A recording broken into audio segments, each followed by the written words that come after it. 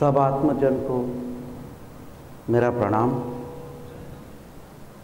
I bow to the indwelling spirit residing in all of us.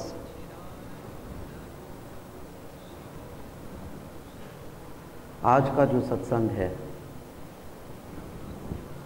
इस सत्संग में मैं आपको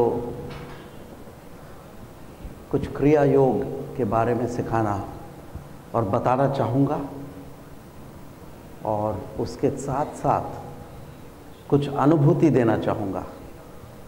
In today's satsang, I would not only like to tell you about the sacred and spiritual science of Kriya Yoga, but also prepare you and make you ready and try to give you an experience of the uniting force of Pran and an experience of the unity of the consciousness of humanity. मैं कोई धर्म नहीं सिखा रहा, कोई व्यक्ति या मजहब नहीं सिखा रहा, मैं आपको आपकी सत्य परिस्थिति सिखा रहा हूँ। मैं आपको आप स्वयं की अनुभूति दे रहा हूँ। इसलिए जो मेरा कथन होगा, उस कथन के अनुसार मैं आपको एक अनुभूति देना चाहूँगा, आपको बोध देना चाहूँगा। यदि जैसे मैंने कहा कोई बच्चों के लिए मुझे प्रार्थना करवानी थी, तो कई स्कूल के लोग आए, स्कूल टीचर्स आए और बहुत से लोग आए और उन्होंने मुझे कहा कि गुरुनाथ जी, आप ऐसी प्रार्थना दीजिए जो सब लोग कह सके, हिंदू, मुस्लिम, क्रिस्ती, ज़रतुष्ट्रियन। तो मैंने उनसे कहा कि एक प्रार्थना बच्चों के लिए बनाई कि खुद का स्वाभिमान रखने की प्रार्थना है। मानव जैसा धर्म नहीं, मानव जैसा धर्म नहीं। There is no religion greater than humanity itself. मानव जैसा धर्म नहीं, देह मंदिर जैसी शान, प्राण समान पूजा नहीं, स्वयं समान भगवान। तो अब तो ये मैं कह चुका और ये बड़ा अच्छा है, बच्चे सब कह सकते हैं, इस पे कुछ नहीं। पहले था प्राण समान पूजा नहीं, आत्मा समान भगवान। तो अब हमें ये तो कथन हो गया, एक कविता हो गई, एक बच्चों के लिए प्रार्थना हो गई, और उन्हें कैसे ये बताएं कि प्राण समान पूजा नहीं, स्वयं समान भगवान। उसके लिए मैंने उनको एक अनुभूति दी बच्चों को, और उनको बड़ों से जल्दी मिलता है क्योंकि उनको टेंशन नहीं रहता, उनके पास एनालिसिस पैरालिसिस नहीं होता, उनको ज़्यादा सोच में जो होते हैं उनको अनुभूति नहीं मिलती। जो हृदय में बसते हैं प्रभु, और जो भावना प्रधान होकर आप मुझे सुनेंगे, तब भी आपको अनुभूति मिलेगी। जो शक्ति संचरण है, जो मेरी अनुभूति है, वो सबको मैं समान दूंगा, सबको एक समान दूंगा। पर आप पे है कि आप जो बुद्धिजीवी हैं, आप रिलैक्स और शांत हो जाइए। आप शांत हो जाइए और आपकी जो विचारधारा है वो भावना में रूपांतर करके स्वर्ण कमल करके यहाँ पे बस जाइए, हृदय स्थान में। भक्ति स्थान, ये भक्ति का केंद्र है, हृदय चक्र आनंद कंद का केंद्र है।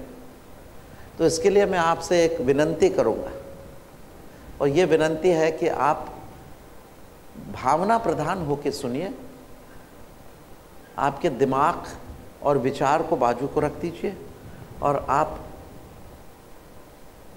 दिमाग और मानसिक व्याधियों से दूर होके हृदय में आप बसिए। Shift your consciousness from your mind to your heart. Do not listen to me thinkingly, listen to me feelingly. भावना से सुनिए। and the best way to do that, कि आप याद करें बीते दिन जब आप 5 साल के थे, तो 5 साल के बालक बन के जब आप मुझे सुनेंगे, तब मेरे शब्दों से ही आपको शक्तिपात मिल जाएगा। पीठ का दुखना, सर दुखना, दर्द सब दूर हो जाएगा मेरे केवल बोलने से ही। अनुभूति बाद की रही तो बाद की। ये जो तकनीक हम दे रहे हैं, ये पद्धति जो दे रहे हैं योग की, ये योग की पद्धति संजीवनी पद्धति है। ये चित्त को शांत कर देती है और आयु को दीर्घ बनाती है। प्राण से संबंधित है, प्राणायाम से संबंधित है ये पद्धतियाँ। तो मैं अनुभूति देने के पहले आपको कुछ शब्दों में ये योग विद्या क्या है, हिमालय की योग विद्या क्या है, ये मैं समझाना चाह रहा हूँ। ये योग विद्या को कहते हैं कुंडलिनी क्रिया योग। कुंडलिनी जो होती है वो चेतन शक्ति हमारे स्वयं के शरीर के अंदर मूल आधार चक्र में बसी रहती है। कुंडलिनी शक्ति, इसमें कोई धोखा नहीं। जब ये कुंडलिनी शक्ति अपने मेरुदंड से के मार्ग से, सुषुम्ना नाड़ी के मार्ग से ऊपर चढ़ती है तो हर मनुष्य का आत्मबोध और आत्मज्ञान बढ़ता है। आत्मज्ञान यानी एकेडमिक या मटेरियल नॉलेज नहीं, पैसे कमाना, धंधे में किसकी टोपी किसी को पहनाना, इससे कोई वास्ता नहीं। ये शुद्ध परमात्मा का ज्ञान है। इस कुंडलिनी के जागरण से आपको यह महसूस होता है कि मैं देह नहीं, मैं आत्मा हूँ। मैं देह नहीं, मैं आत्मा हूँ। देह नश्वर है, 80-90 साल के साथ बाद मर जाएगा, क्योंकि हर चीज़ जो शाश्वत है उसमें बदल होती है और उसे जरा जन्म बुढ़ापा भी होता है। चाहे वो कोई व्यक्ति हो, चाहे वो कोई वस्तु हो, या चाहे वो किसी भी प्रकार की जगह हो, सुंदर जगह भी बदल जाती है। सुंदर से सुंदर स्वरूप का व्यक्ति या स्त्री यौवन से बुढ़ापे की ओर जाके उसका नक्शा बदल जाता है और फिर अल्टीमेटली सब स्थिर घर जाते हैं, प्रभु के घर, अपने सबका परमानेंट रेजिडेंस भगवान की गोद में। तो इसमें ये बताती है ये योग विद्या, कुंडलिनी क्रिया योग अपने को बोध दिलाता है, अनुभूति दिलाता है कि मैं देह नहीं, मैं आत्मा हूँ। इसलिए मैंने इस योग के बारे में मैंने कविता बनाई है। इस सत्य में जोगी शांत रहो, इस सत्य में जोगी शांत रहो कि तुम इस देश प्रवासी हो।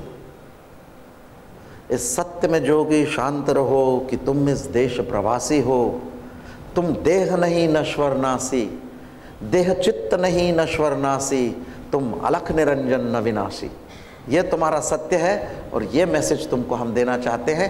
कुंडलिनी क्रिया योग से हमें क्या ज्ञान मिलता है, क्या बोध मिलता है, वो ये है कि इस सत्य में जोगी शांत रहो कि तुम इस देश प्रवासी हो। देह चित्त नहीं नश्वर नासी, तुम अलख निरंजन न विनाशी। This is your true identity. यह आपकी सच्ची पहचान हो कि तुम नश्वर शरीर नहीं हो, तुम अमर आत्मा हो। तो हे प्राणियों, हे जीवात्माओं, जागो। यह आपका जन्म सिद्ध हक है पहचानना कि you are not this house of flesh and bone. It is your birthright to understand that you are not this house of flesh and bone which sleeps, decays and dies. You are immortal consciousness, Lord of the earth and the skies. तो स्वाभिमान से जागो और अपना जन्म सिद्ध हक प्राप्त करो। Awake, O sleeping image of God, and realize that you are not this house of flesh and bone which sleeps, decays and dies. You are immortal consciousness, Lord of the earth and the skies. It is towards this realization that many people have practiced many kinds of yoga. In Bharatvarsh we have the Sanatan Dharma. ये सनातन धर्म का मकसद ही ये है, उसका उद्देश्य ही ये है कि वो आपको इसकी अनुभूति दे कि आप शरीर नहीं नश्वर नासी, आप अलख निरंजन अविनाशी, और इसलिए ये क्रिया योग किया जाता है। राजयोग है, ज्ञान योग है, कर्म योग है, भक्ति योग है, लय योग है, कई प्रकार के तंत्र योग हैं, मंत्र योग है। ये सब योग इसी राह पे ले जाते हैं कि हम जो भ्रम में पड़े हैं, the delusion that we are in has to be removed by the practice of these yogs. अब क्रिया योग is known as the lightning path. क्रिया योग को बिजली का रास्ता कहा गया है, क्योंकि स्वयं परमात्मा शिव ने अपने पूर्ण अवतार द्वारा, शिव गोरक्ष बाबा जी द्वारा, ये कुंडलिनी क्रिया योग मानव जाति के कल्याण के लिए दिया गया है।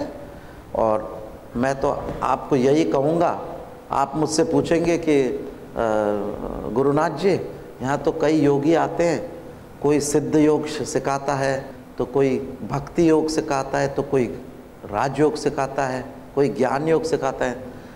हम पशुपेश में हम किसको माने किसको न माने? मैं कहता हूँ सब योग अच्छे हैं और अल्टीमेटली सब एक ही रास्ते को जाते हैं, एक ही मंजिल को जाते हैं। पर आज मैं आपको ये कोशिश करूँगा, ये प्रयत्न करूँगा कि जो मैं बात कर रहा हूँ उसकी अनुभूति मैं आपको देना चाह रहा हूँ, उसकी अनुभूति भी मैं दूँगा। और यदि कोई किसी भी योग को प्रसारित करे और उसकी अनुभूति न दे, तो उस योग का अधिकारी नहीं माना जा सकता। यदि मैं कहूँ कि प्राण रूपी परमात्मा जागो, तो मुझ में ये ताकत होना चाहिए कि मैं आप सबके सांसों से सांस ले चुकूँ। यदि परम सत्य को पाना है तो विद्वत अहम मिटाना है। विद्वत्ता भी एक अहंकार है। If you want to reach the highest truth, it says, Gurunath says, then you must get rid of all intellectual egoism. That I am a knowledge man, I am a great scholar, and I did this and I did that. So the intellectualization of spirituality itself is an ego. यदि परम सत्य को पाना है तो विद्वत अहम मिटाना है और बालक शून्य हो जाना है, तो आपको बालक शून्य हो जाना है। जब आप बच्चे थे, you had not a care और वरी इन द वर्ल्ड, कोई चिंता नहीं थी बचपन में। अब कितने बोझ हो गया है उसको, हमने खुद ने अपने लाया है। और ये जो संजीवनी विद्या मैं बताता हूँ, इसको कहते हैं कि जो क्रिया योग करते हैं, एक मेरे कविता में मैंने लिखा है, ये प्राणायाम की गति है क्रिया योग, कुंडलिनी क्रिया योग। जो प्राण प्रणय संजीवनी, प्राण प्रणय यानी प्राण को जो श्वसे, जो प्राण प्रणय संजीवनी, वो सच्चे यम का धारणी। यम का धारणी यानी मृत्युंजय। आप यम नियम को भी अपने धारण करके ऐसे अंतर्यामी होते हैं, शिरडी साई बाबा जैसे। शिरडी साई बाबा का नाम सुना है आपने, बड़े बड़े लोग, यशु क्रिस्त हैं, शिरडी साईनाथ हैं, कृष्ण भगवान हैं। ये सब संयमी पुरुष थे जो अंतर्यामी भी थे और जिन्होंने मृत्यु को अपने कब्जे में कर रखा था। तो ये क्या है कि जो सतत प्राण की संजीवनी विद्या जो लगातार करेगा, वो मृत्यु को भी मात कर सकता है। बहुत अच्छी चीज़ है, मृत्यु को गले लगा लो और उसके आर पार जाके स्वयं का अस्तित्व न खोना, मृत्यु के द्वार से जाते तक। हर मौत को हमने जाना है, हर मौत को हमने जाना है, नज़दीक से भी पहचाना है, रूह का रब को नजराना है।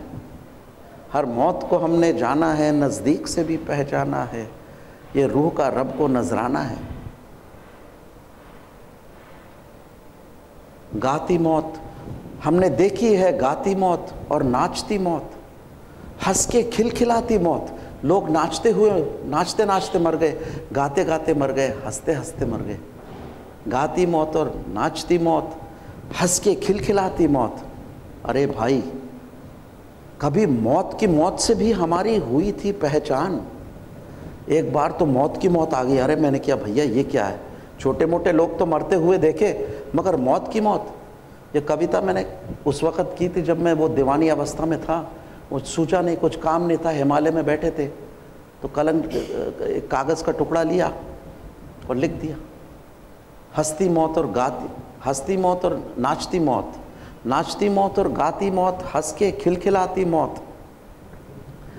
अरे भाई, कभी मौत की मौत से भी हमारी हुई थी पहचान, बड़ी अमर थी जान, जिस श्वास से गुजरे जान अनजान, उसमें भर दे संजीवन प्राण, महाकाल ही मौत की मौत महान। तो ये कविता मैंने बताई है। ये स्थिति आपको हो सकती है कि आप मौत को भी कब्जे में ला सकते हैं इस क्रिया से। You can become the conqueror of life and death if you sincerely practice Kundalini Kriya Yoga.